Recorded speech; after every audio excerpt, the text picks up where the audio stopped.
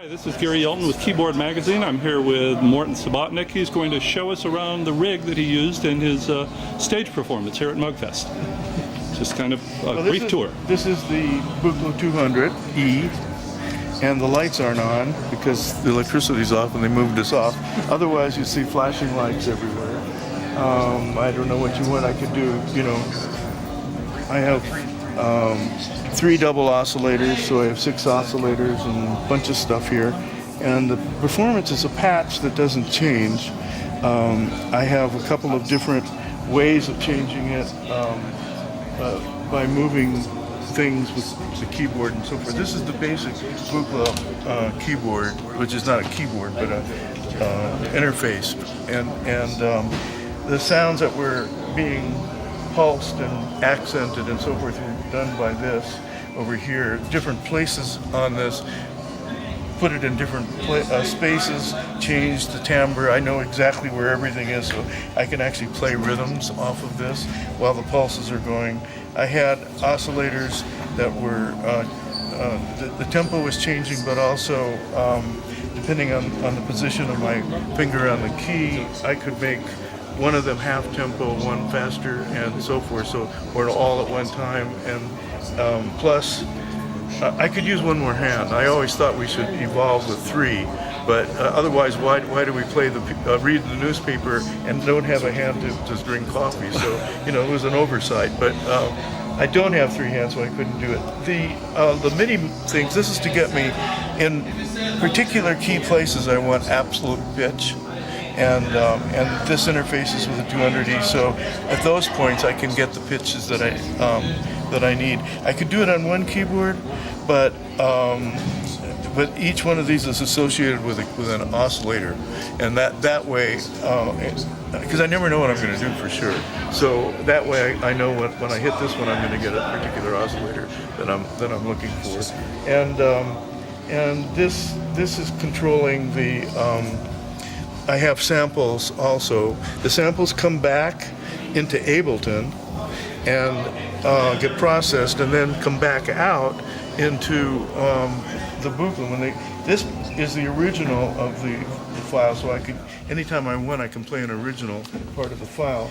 But an equivalent row up here is gated through what oscillator number 1 is going through, so it becomes part of oscillator 1, and I'm playing the sample now while I'm playing oscillator 1, 2, and 3, and I have a spectral thing here, Buchla spectral thing, where I could get almost voice-like things out of it, and so those weren't samples, the voice-like sounds? No.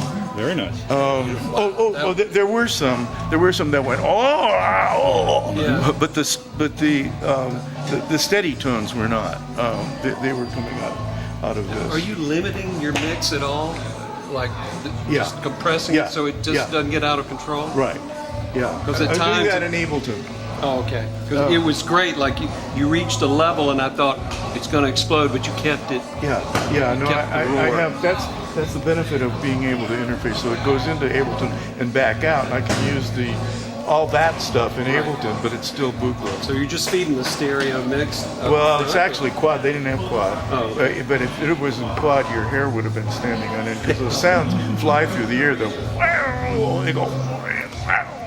There was a lot of location modulation going on already. You could get a sense of it, but it wasn't really going on because of the wood. You know, it matches Buchla's wood. Yeah, everybody loves the way that looks. Yeah, and so you know, I mapped it out. So the lights aren't on, but what's nice is that it lights up everything that I'm going to be playing, and I leave empty rows between so I don't make a mistake, and that way I know where I am in the thing. I map it out, so a chunk over here was silver apples, another chunk was something else, and something else. So when I want to go from one thing to another, I know exactly where I have to go. Did you find it difficult to program? No, this is easy. Okay. Yeah. Okay. Good. Everything is easy. Yeah. Well, when you're used to using when one you're of these, used it's to all it. easy. Yes, exactly. Exactly. That's your baseline. Yeah, it was funny when he gave me the 200. When I got the 200E, a little band and I were touring in Europe because I had an opera being done, and I didn't really want to carry things around anymore. But Buchla had offered it, so I said, "Well, why don't you loan it to me and I took a bunch of modules, and I didn't.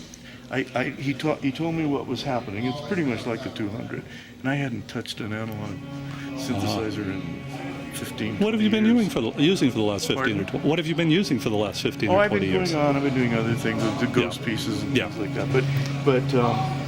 So I got it. I went to Europe. I didn't have time to practice it, but I made a basic patch, and Little Van and I were playing, and I was mostly doing laptop with Ableton and things like that. And I did a little of this, and then the audience liked it. And they wanted an encore, so I thought, what the hell? I'll improvise on the Buchla. And it was dark in there. It was a museum, but it was dark, and I'm twiddling knobs. I was playing with knobs. I didn't have this keyboard yet. Twiddling knobs and switching things, pulling cables out and putting them back in, and it was dynamite. It was like back in 1970. It was just, or earlier, I guess. Yeah, not 1970, 68, 69, 70, it's sort of the heyday. And it was great. So I said, Don, I want more. Yes. And I've been doing this about 6 years now.